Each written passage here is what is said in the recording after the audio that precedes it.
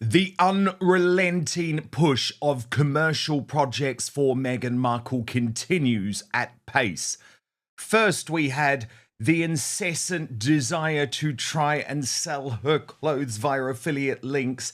Now, Meghan's girl talk, which sounds as natural, which sounds as engaging as listening to some sort of AI bot pretend to be a human being. But we do now have the first look at the rip-off podcast, Confessions of a Female Founder. Our royal mastermind, Angela Levin, is here to listen in. And I promise you, if this is the best I've got, I shudder to think how bad this series is going to be. So, Angela Levin, we've got Business 101 with the world's worst entrepreneur, Meghan Markle.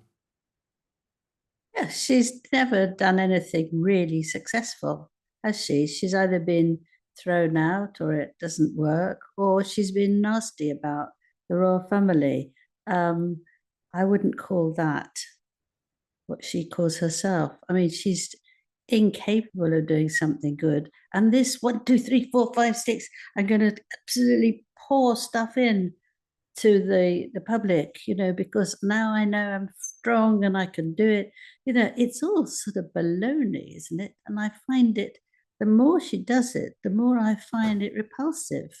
And as for the girls, as a female myself, I would say that they sound like 11, 12-year-olds giggling. There's endlessly giggling in it. And I think it makes you feel quite sick, actually, because that's either phony or they're stupid girls. They're not meant to be stupid girls because they, become billion-dollar people very easily because they're so clever and so knowledgeable, and they're all going to tell Meghan how they've done it. But I don't think anybody who giggles like that, frankly, can be listened to properly or explain things properly. I mean, why are they finding it all so funny? I don't know. I mean, it's not the way to present yourself. And why would you listen to Meghan talking about business anyway? But then we get part 2, Angela, and part 2 is all designed to show us that Ms. Markle isn't a bully. She's just someone who loves her girl talk, who loves finding out about other people's love lives, etc., etc., etc. It's even more cringe. Listen. Meghan Markle is back with another attempt at a commercial success. And this time, it's a business podcast called Confessions of a Female Founder. But here's the kicker. It's already being slammed as unoriginal, uninspiring, and completely inauthentic. The idea? Meghan claims she'll be chatting with female entrepreneurs about their struggles, their triumphs, and how they turned small ideas into billion-dollar businesses. Sounds empowering, right? Well, here's the problem. Meghan herself has never built a successful business. In fact, every commercial project she's launched has flopped or been quietly cancelled. And that's meant to be a little outtake, Angela, which I have absolutely no doubt was scripted and planned and added in because the producers thought, goodness me, we have to try and find a way to humanize this woman. It's unbearable. This is the first time I've heard it, and it's unbearable. I don't know how anybody who's supposed to be intelligent and talkative and even kind can sort of giggle like that. Oh, girl talk. What is girl talk? I mean, I can't stand that. I mean, what's a girl talk? That, talking about your bras and talking about boyfriends and giggle, giggle, giggle. I mean, she's 34 now. I don't see, 44 now. I don't see that she should still be giggling about having a boyfriend or someone else having a boyfriend. What's so funny about that? It's not funny at all. People should be able to talk to men in a sort of reasonable way and not come home giggling non-stop. I mean, it is just awful, awful. Angela, what's really interesting to me about this too, from an industry point of view, as you can imagine, I know quite a lot about this independent media world, about podcasts, and this is basically doing what people were doing about 5 years ago. It's very lazy. She hasn't even bothered to do the podcast on video. And the reality is most people now, most consumers now expect to be able to see the people who are podcasting, just like we're doing here. And again, there's a certain arrogance about this. And I predict a big flop on the way. It doesn't sound interesting. You can't see her. It's very dated. It's very stilted. I struggle to see who this is aimed at. Do we know who the people are? Do you know who the people are? No, so they still haven't even announced who the people she's interviewing is. I mean, she keeps talking about the two founders of Lemonada, and yes, they are women, but I certainly couldn't pick up any very, very famous voices in there, for example, Angela. I mean, we know that Gwyneth Paltrow hasn't taken part. We'll come to her later. We know that Serena Williams hasn't taken part. We know that Beyonce hasn't taken part. We know Kamala Harris hasn't taken part. We know Oprah Winfrey hasn't taken part. I mean, all of these people who used to be in her circle, who were actual stars and genuine female founders, have turned her down. This is a D-list cast. Yes, I agree with you. You can't actually have it without knowing the person's names and looking at them, because just to hear giggles, various levels, you're not interested in that. How could you make a judgment? How can you learn from these people? If she wants to learn about it and take all the little things that someone says, well, have you tried this and that? And she said, oh, yes, wonderful, that's fine. But if we haven't had any contact with these people, we're not going to giggle about it. It's not funny. It's not interesting. Actually, for Lemonada Media, the two women, I wonder if they could stand up to her, because, you know, she needs someone tough, or it's going to be absolutely shocking. They look very nice, but that's probably not a very good idea. So why should anyone take business advice from someone who has zero proven success in the industry? That's like getting fitness advice from someone who's never stepped foot in a gym. It just doesn't add up. Now let's talk about the tone of this podcast, because, honestly, it's painful to listen to. Critics are saying the forced giggling and childish energy make it sound more like a middle school slumber party than a serious business podcast. Angela Levin even said she found the constant giggling unbearable. And honestly, I have to agree. If you're trying to inspire female entrepreneurs, maybe try a tone that actually sounds professional and serious instead of something that feels scripted and artificial. Now, Angela, of course, this was just part of a flurry of PR, an absolute flurry of PR. So, of course, we had the close, but we also had the release of this Instagram picture. Meghan is pimping out her children now and basically giving us more and more and more of Lilibet and Archie, depending on how important the projects she is promoting are. But there have been a huge amount of questions surrounding some of these pictures. So look at this side by side from the Royal Grift, which suggests, Angela, well, I'll show it to you and then we can see what's going on. But certainly it suggests that there are some issues with these pictures, Angela. I mean, look, for example, you see there Archie's leg just happens to be in an identical position. And we've also got some interesting work that Paula M has done with these pictures too, Angela. So you can see she's pointing out some of the similarities. What do you think, Angela? Is this a genuine picture, and what is she playing at? Well, what I thought was that why on earth is that little boy clinging onto her? Look, I said that when I saw it too.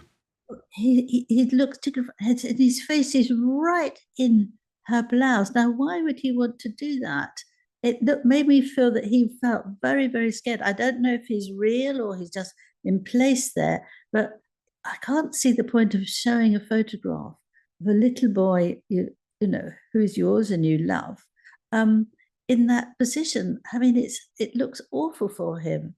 He's clutching her, but you can see that it doesn't seem to work. Why would she do that? I mean, Maybe I don't understand how they can put people in and move people around, but it looks unreal to me.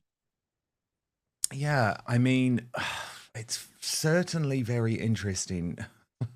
And I mean, these photos are just bizarre. They're bizarre, they're odd. But what do you make of her total hypocrisy, Angela? I mean, if you look at the front page of The Sun today, finally the mainstream media are picking up on what we have been saying for months and months and months, which is she is now commercializing or pimping out her children, however you want to put it. Yes, absolutely. And the royal family won't be keen on that. What she can do, let's say, she can be with them, she can sell if she's not cashing in on royal line. But if she's using her full title, Meghan Duchess of Sussex, she can't do those things. And I think for Harry, it's the one thing he wants. We've discussed this before, that he doesn't want his children shown. So for a little boy to be absolutely pushed into her is frightening for him.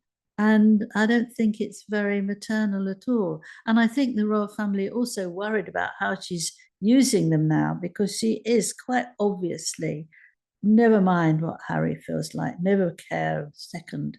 But she's now helping herself sell things on the basis of them, because if they, turn up a few hours later, then she's got this dreadful lot of clothes that she wants to do.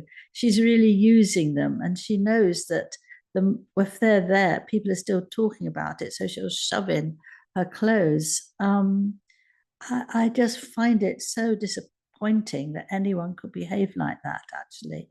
And you just wonder whether she wants to show off that she's so strong and powerful and hates the royal family as much as she did when she left in 2020. And she's going to prove it to them. I can only see that there's something very negative there about what she's doing. And it seems quite cruel to me. People are calling it a cash grab, a ripoff, and yet another Meghan Markle vanity project that lacks any real substance or authenticity. Now here's where things get really questionable. Meghan is framing herself as a businesswoman who understands the struggles of entrepreneurship. But let's be real, what has she actually built? And let's not forget, when Spotify's top executive called Meghan and Harry grifters, that wasn't just some random insult. That was a brutal industry takedown from someone who actually worked with them. And Angela, the A-listers are turning. We're going to come to Amy Schumer's shock attack in just one moment. But first, can I get your take on this really explosive growing feud between Meghan Markle and the two lifestyle doyens, Martha Stewart, who hasn't hidden her disgust, and specifically Gwyneth Paltrow. Now, this made it on to the Daily Mail newspaper front page today in the United Kingdom. But of course, I've been talking about it for some time. Even that Vanity Fair article last week, Angela, made it very, very clear that Gwyneth was going for Meghan. So what do you make of it? Well, I think she's got the right to do that. And she's obviously can't stand Meghan. As they live very close to each other, she did go along to some party where she was there. And rather than actually be very rude at a party, she's doing this story about herself and making fun of the whole thing, and hope that we're intelligent enough to see that she actually wants nothing to do with Meghan and that she's a phony. Now, she isn't a phony. She's doing it in her own home. She hasn't got makeup on, and she's in her kitchen, and she's doing what Meghan can do. It's not hard. It's easy. And what she's done is ridiculous, because she wasn't in her home. She used a garden that wasn't hers.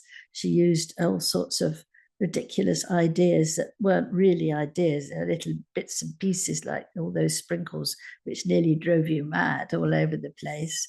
And her views, well, the views are lovely, but that doesn't make her lovely. Angela, the thing I think is so crazy, right? So if we think back to the fact that she's launching this Confessions of a Female Founder podcast today. Now, Who are the two most famous and successful celebrity lifestyle gurus? They are Martha Stewart and they are Gwyneth Paltrow. So why not pay them some credit? Why not do the decent thing and say you've been inspired by them? Instead, she quite egregiously tried to rip off the Martha Stewart one pot pasta video. And I know we've spoken about that previously and people can go and find that video on Instagram. But she actually decided to hit back publicly against Gwyneth Paltrow by making a response video of this horrific banana split with her new best friend Kelly. And just have a watch, Angela. Yeah. Voila! Voila! Cheers. Cheers. So good. Like that. I mean, Angela, if she thinks she's beating Gwyneth with that video, she's really not. Number one, the banana split looks absolutely revolting. And there's just no sense of fun or natural positivity as there was in the Gwyneth video. So if she thinks that's sort of like, oh, one in the eye, Gwyneth, I'm beating you, I just don't really feel like she pulled it off. Do you? Well, no, she doesn't. But the thing is, as long as she gets a chance to prove herself somehow that she's cleverer in her mind, not in anybody else's mind, it's just incredibly nasty, isn't it? I think she's now becoming so full of herself that she feels she can beat anyone. She's winning the race to destroy the royal family, I'm sure, in her mind. And anybody who doesn't like her and thinks she is the most wonderful girl in the world, woman, I should say, sorry, woman in the world, she's going to slap them down. Anybody who says anything that's not positive and wonderful and they don't look at her with awe, and I think these women that she's speaking to, they are almost sort of sounding as if they admire her beyond anybody's image. And she's just showing herself off.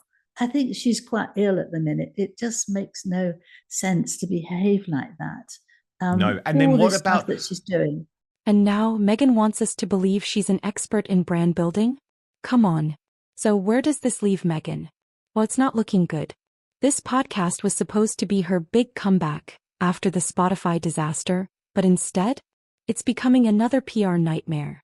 The US media, which once protected her, is starting to call her out. Even publications that once idolized Meghan are now saying she's out of her depth when it comes to business and branding. And what about this Instagram video, which I think we can have a look at, Angela, of the birds? And again, this was in response to the fact that she wasn't with Prince Harry or the children in the Instagram video with Gwyneth Paltrow. So she posts this and says, flying into the week with my family. Thanks to my H for capturing this. Yeah, well, she calls Harry H now. A lot of people think that that's awful, but that doesn't necessarily bother me at all. But what does bother me is that she says, there we are all flying away.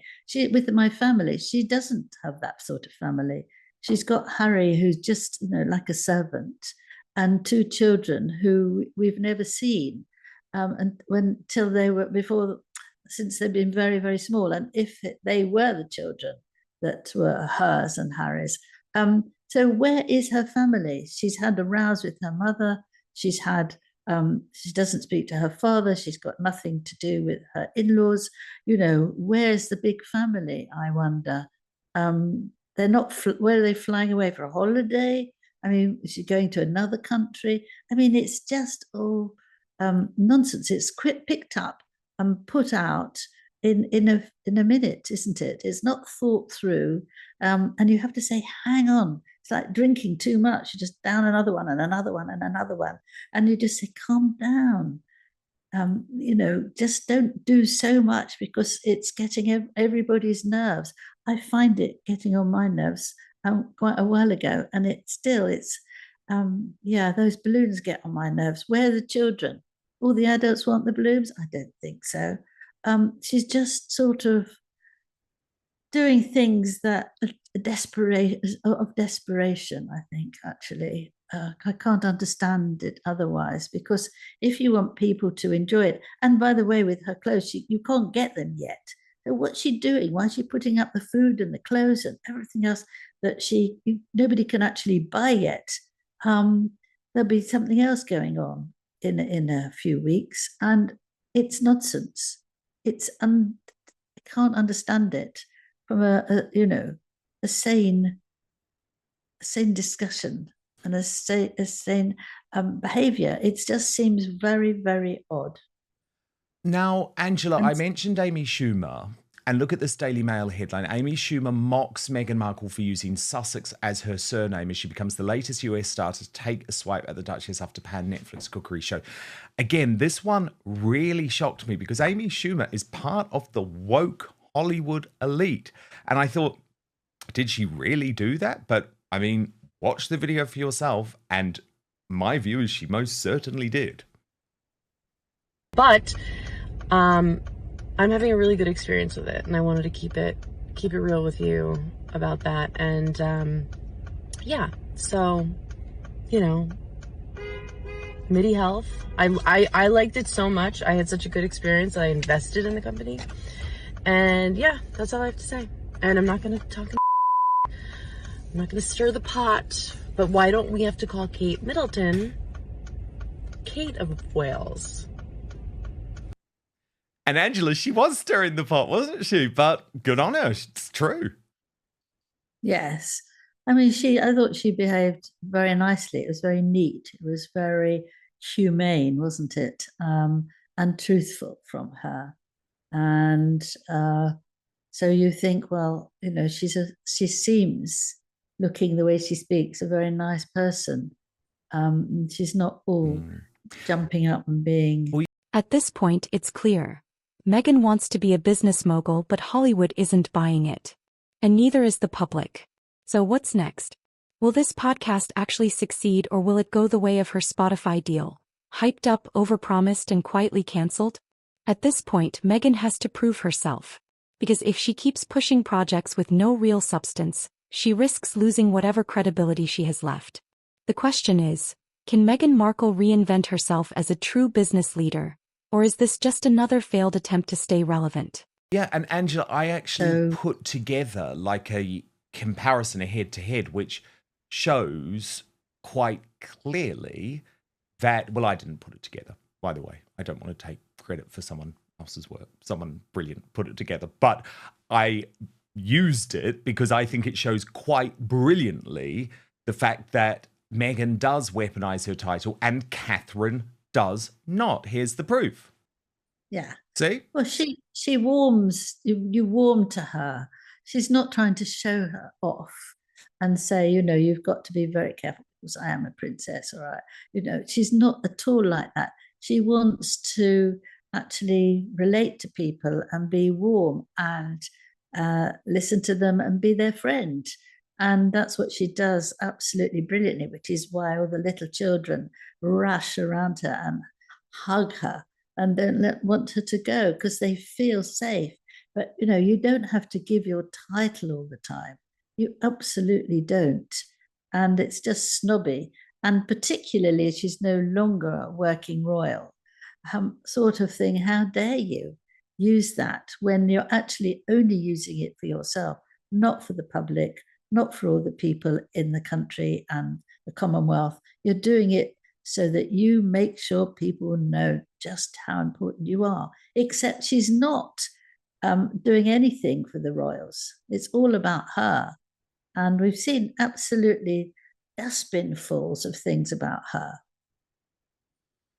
Angela, this criticism from Graydon Carter, the ex-Vanity Fair editor, will surely hurt Meghan, given that Graydon Carter was close to Princess Diana in the 90s. I mean, remember that famous night when she was in the LBD and King Charles, then Prince Charles, was admitting that he had committed adultery. At that event, she was going to meet Graydon Carter.